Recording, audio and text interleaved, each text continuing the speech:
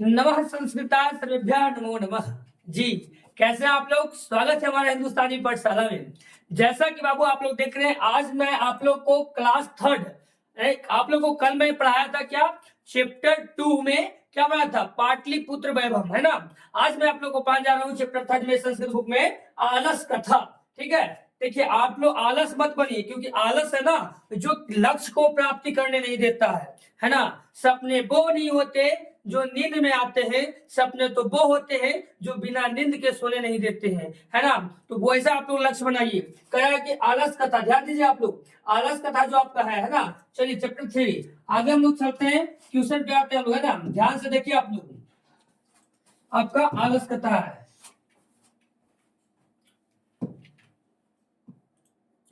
चलिए चैप्टर आपका 3 में देखिएगा, आलस कथा है। आप लोग को फर्स्ट क्वेश्चन स्लाइड बोर्ड पे दिख रहा होगा, है ना बच्चे, मेरे प्यारे बच्चे, आप लोग को दिख रहा है ना। चलिए देखिए, आप लोग को चैप्टर जो है बाबू 3 है, तृतीय पाठ है ना। तृतीय पाठ हो गया।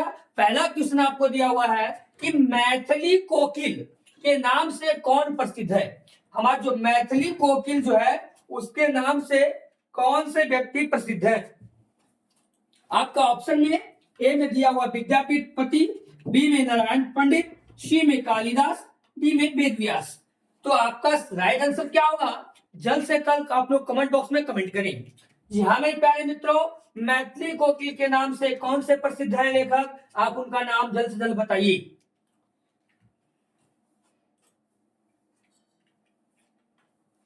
जी हाँ, हमारे मैथिली कोकिल जो है, उनके नाम से जो प्रसिद्ध है, उनका नाम है विद्यापति। क्या बाबू, विद्यापति। जी हाँ मेरे प्यारे दोस्तों, विद्यापति जो है मैथिली कोकिल के क्या है, सुप्रसिद्ध है ना। मैथिली कोकिल क्या है, सुप्रसिद्ध है, इसलिए इसका राइट आंसर ए होगा।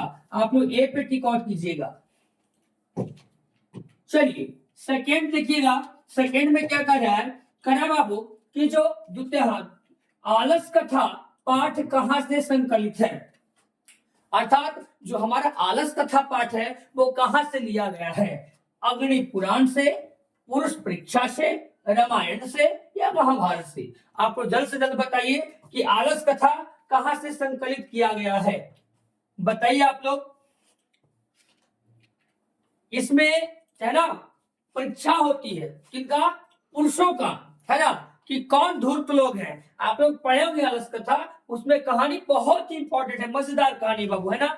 तो आपने कि इसमें पुरुष का परीक्षा होती है, ना ही अग्नि पुराण से लिया गया है, ना ही रामायण के कोई पाठ से लिया गया है, नहीं महाभारत के, ये जो है पुरुष परीक्षा से लिया गया है, इसलिए इसका राइट आंसर क्या होगा, बी होगा। आप लोग बी पे टिक आउट कीजिए, समझ आ रहा है ना। चलिए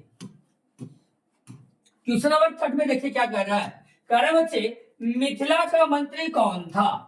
मिथिला का मंत्री कौन था, बुद्धिवर, कर्मवीर, धर्मवीर या वीरेश्वर।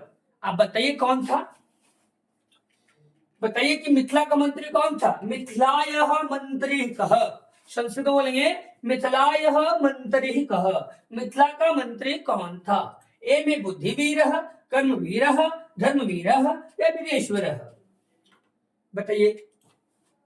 जी हाँ, हमारे मिथिला का जो मंत्री थे वो वीरेश्वर थे।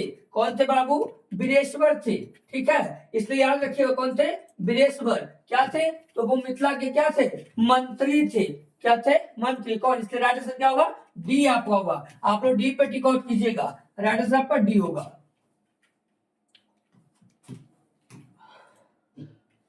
चलिए क्वेश्चन नंबर 4 में देखिए, मनुष्य को कौन नष्ट कर देता है, बताइएगा, मनुष्य को कौन नष्ट कर देता है, धन, धर्म, आलस या कोई नहीं। बताइए कि मनुष्य को हमारा जो है कौन नष्ट कर देता है। पहला आपका ऑप्शन दिया हुआ ए में धर्म, दो में कर रहा है कि धर्म, धन अर्थात पैसा होता है, धर्म अर्थात जाति से संबंधित है धर्म। जैसे हम हिंदू धर्म के, कोई मुस्लिम धर्म, क्रिश्चियन धर्म है, ईसाई धर्म है, सिख धर्म है, तो धर्म हो गया। चलिए आलस, आदमी को आलस होता है, उसका आलस बारे में बताया गया, ऐसा कोई नहीं।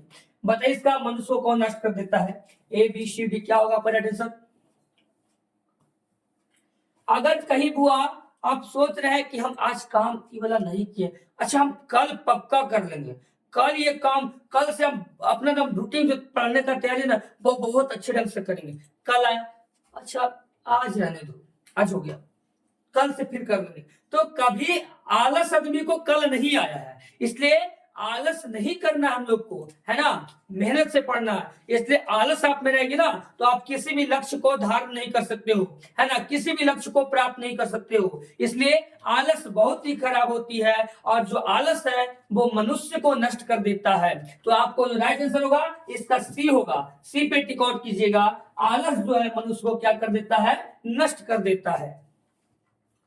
चलिए क्वेश्चन नंबर आपका 5 में करा पंच में, देखिए क्या कर रहा है, कह रहा है भीषण भूख लगने पर, भीषण जो था उसको भूख लगने पर भी कौन कुछ नहीं कर सकता, मतलब भीषण भूख अर्थात बहुत तेजी का भूख लग, है ना, तो कौन सा उसको जो है कुछ नहीं कर सकता, आलसी, निर्बल, सचित्र या निर्धन, बताइए आप लोग राइट आंसर क्या होगा।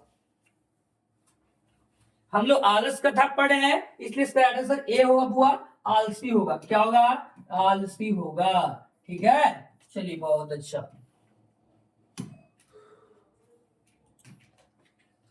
अगला देखिए, करा क्वेश्चन नंबर 6, बेसवर नाम का मंत्री कहाँ रहता था।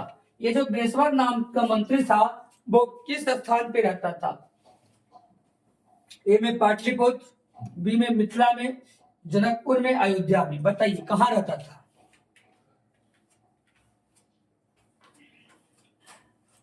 मिथिला का मंत्री कौन था, बृहस्पति। तो बृहस्पति कहाँ रहता था, मिथिला में। यहाँ पे देखिए पाटलिपुत्रा में भी नहीं होगा, जनकपुर में भी नहीं होगा, अयोध्या में नहीं होगा, क्या होगा आपका बी होगा। बी पे अपना सेट डिकोड कीजिए, राइट आंसर बी होगा। क्या होगा, मिथिला में। जो हमारा बृहस्पति नाम का मंत्री था वो कहाँ रहता था, मिथिला, है ना। चलिए क्वेश्चन नंबर आपका 7 में ध्यान से देखिएगा, आलसियों को कौन अन्न और वस्त्र देते थे, मतलब आलस जो लोग थे उनको कौन खाने पीने का सामान अन्न देते थे और वस्त्र पहनने के लिए देते थे, कौन व्यक्ति थे, बुद्धिवीर व्यक्ति थे, ए में, बी में कर्मवीर व्यक्ति थे, सी में धर्मवीर व्यक्ति थे, या डी में वीरेश्वर थे, कौन थे जो आलसियों को खाना पीना और वस्त्र देते थे। जल्दी से आप लोग कमेंट बॉक्स में कमेंट कीजिएगा, बताइए बच्चे कौन थे। जी हाँ, डी होगा बृहस्पति। आलसियों को जो अन्न और वस्त्र देते थे वो बृहस्पति देते थे, इसलिए राइट आंसर का डी होगा। आप लोग डी पे टिक आउट कीजिएगा, कोई दिक्कत बच्चे नहीं।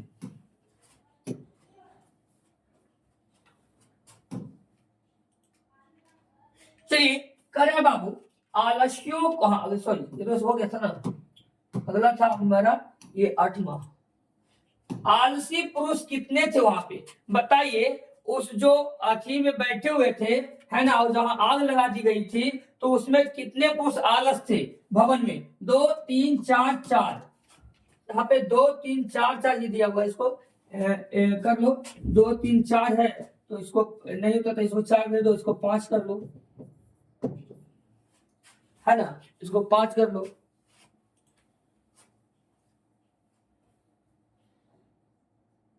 चार बाबू सी पे टिक आउट कीजिए, ठीक है। चलिए 4 थे। आलस कथा पाठ में किस दोष का वर्णन किया गया है, ए में अर्थ का, बी में धर्म का, आलस का, या कोई नहीं। आलस कथा पाठ में आलस का करेगा ना, वहां धर्म से संबंधित कुछ है, वहां अर्थ से संबंधित कुछ है नहीं, आलस से संबंधित आलस कथा में, इसलिए आलस कथा पाठ में जो है आपको कुछ होगा, आलस होगा, इसलिए आपका राइट आंसर आपका सी होता है। जी हाँ, चलिए 10 नंबर क्वेश्चन देखिएगा, करा कि मिथिला कवि कौन था, मतलब मिथिला कवि कौन थे, नारायण पंडित, विद्यापति, कालिदास या भाष। मिथिला का जो है कवि पूछ रहा है, मंत्री नहीं, कवि पूछ रहा है, तो आप जल्द से बताइए कौन थे, कौन पति थे, बताए थे आप लोग को। जी हाँ मेरे प्यारे भाइयों एवं बहनों, ये जो मिथिला के जो कवि थे वो विद्यापति थे, इसलिए सी होगा, ठीक है, क्या होगा, सी होगा। चलिए अगला क्वेश्चन कर रहा है बाबू, ध्यान दीजिएगा, आलस कथा किस प्रकार की कथा है, हमारी जो आलस कथा है ना वो किस प्रकार की कथा है, व्यंगात्मक कथा है, बी में कहा हसात्मक कथा है ना, करुणिक कथा है, या उपयुक्त सभी, वो कौन सा कथा है बताइए। आलस कथा जो है किस प्रकार का कथा है, व्यंग जिसमें कसा जाए, जिसमें एक दूसरे को सीख मिले, वो व्यंगात्मक होता है, इसलिए इसका आंसर ए होगा। ठीक है, धूर्त लोग उसमें बहुत है ना, ए लिखिए, व्यंगात्मक, ए आंसर आपका राइट आंसर होगा। चलिए क्वेश्चन नंबर 12 देखिए, 12 आलस कथा पाठ के लेखक कौन है? विद्यापति, नारायण पंडित, कालिदास या वेद व्यास? जल्दी से आप लोग कमेंट बताइए कौन सा जो आलस कथा के लेखक है, बताइए आप लोग बाबू।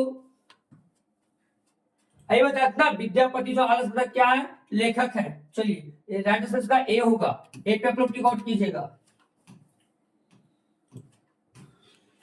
चलिए अगला देखिए, आलसशाला में आग क्यों लगाई गई थी? आलसशाला में आग क्यों लगाई गई थी? जाड़े के कारण, आलस्यों की परीक्षा के लिए, सी में मच्छर के लिए, और डी में बिना किसी कारण, बताइए। हमको तो लगता है कि बी होगा काहे कि जो था वहां आलसी लोग, तो आलसियों को परीक्षा लेना चाहते थे कि कौन आलसी क्या कर सकता है ना, जिसके कारण जो आलसशाला में क्या किया था, आग लगा दी गई थी। तो इसलिए इसका बी आंसर राइट होगा, ये सब नहीं होगा। ठीक है, आपका आंसर बी होगा, आलसियों की परीक्षा के लिए, है ना, बी पे टिक आउट कीजिए आप लोग। चलिए अगला देखिए, 14 नंबर क्वेश्चन क्या कर रहा है, आलस कथा पाठ में किस महत्व का वर्णन किया गया है? मानव गुण का, पशु गुण का, देवता गुण का, या उपयुक्त कोई नहीं? बताइए कि आलस कथा पाठ में किस महत्व का वर्णन हमारा किया गया है? मानव का क्या गुण है उसके लिए किया गया था, है ना, कि आखिर मानव कितना एक्टिविटी रहता है, उसमें कितना एक्टिवेट है ना, सब थोड़ा सा जांच पड़ताल करने के लिए, परीक्षा करने के लिए, है ना। तो वही है, जो वहां पे आलसी लोग थे, तो आलसी क्या करेंगे, आलस का ही काम करेंगे ना। वो कहानी बहुत मजेदार है बाबू, है ना। तो देखिए हम मानव का गुण के लिए किया गया था, है ना, इसलिए जो महत्वपूर्ण किया गया है, ए राइट आंसर होगा आपका, ए सही है आपका, ए पे आप लोग टिक आउट कीजिएगा। देखिए अगला कर रहा है 15 नंबर क्वेश्चन, क्या कर रहा है, कह रहा है कि गरीबों और अनाथों को प्रतिदिन कौन भोजन कराते थे? गरीबों और अनाथों को प्रतिदिन भोजन कौन करवाते थे? ए में बुद्धिवीर, कर्मवीर, धर्मवीर, वीरेश्वर, जल्दी से आप लोग बताइए। अच्छा, अन्न और वस्त्र कौन दान करते थे, बताइए आप लोग जल्दी से कमेंट में बताइए, अन्न और वस्त्र कौन दान करते थे? बृहस्पति, बहुत अच्छा बाबू। तो बृहस्पति ना बाबू जो प्रतिदिन लोग को भोजन कराते थे, इसलिए डी इसका आंसर होगा, डी पे टिक आउट कीजिए। हमारा बृहस्पति जो है गरीबों और अनाथों क्या करते थे, वो, है ना, क्या करते थे, प्रतिदिन भोजन कराते थे। चलिए क्वेश्चन नंबर 16 करा कि कारुणिक के बिना किसकी गति नहीं है?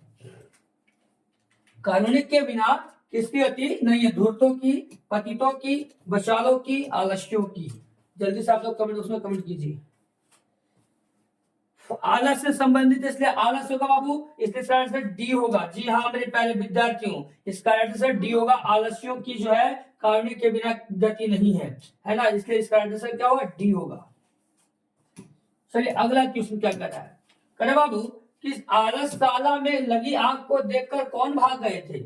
आलसशाला में जब आग लग गया था तो उसको देखकर कौन भाग गया था? ए में कर आलसी लोग जो है, धूर्त लोग, अधिकारी लोग, या नौकर? जल्दी से आप लोग बताइए, बताइए जल्दी से आप लोग। धूर्त लोग, B B sorry B answer होगा, बी पे ठीक और कीजिए। चलिए आज का आपका जो था चैप्टर 3 आलस का था, ये आपका यहाँ तक ही आपका था क्वेश्चन। अब आपको एग्जाम में इतना से फालतू नहीं पूछेगा, अगर इस चैप्टर से पूछे तो, है ना, मैंने सारी एक आपको एमसीक्यू क्वेश्चन करवा दिया है। और एक और आवश्यक सूचना मेरे प्यारे विद्यार्थियों, है ना, क्योंकि मैं बताने जा रहा हूं कि आपके इस, अभी तक मैंने सारे रिकॉर्ड वीडियो डाला था, लेकिन आपके इस हिंदुस्तानी पाठशाला में आपको कल नहीं परसों से लाइव क्लास चलेगी, और आपका जो संस्कृत या सोशल साइंस और हिंदी का टाइम हम बताए थे वो 7 से 8 था, और उसी टाइम में हम आप लोग को क्या करेंगे, लाइव को पढ़ाएंगे। तो हम आपसे अनुरोध करते हैं कि जितने भी विद्यार्थी इस चैनल पे नए हैं वो चैनल को सब्सक्राइब करें और अपने दोस्तों को ज्यादा से ज्यादा शेयर करें, ताकि हर एक नोटिफिकेशन उनके पास पहुंचे, है ना। चलिए आज की क्लास में यहीं तक समाप्त करता हूं, मिलते हैं नेक्स्ट डे। जय हिंद, जय भारत।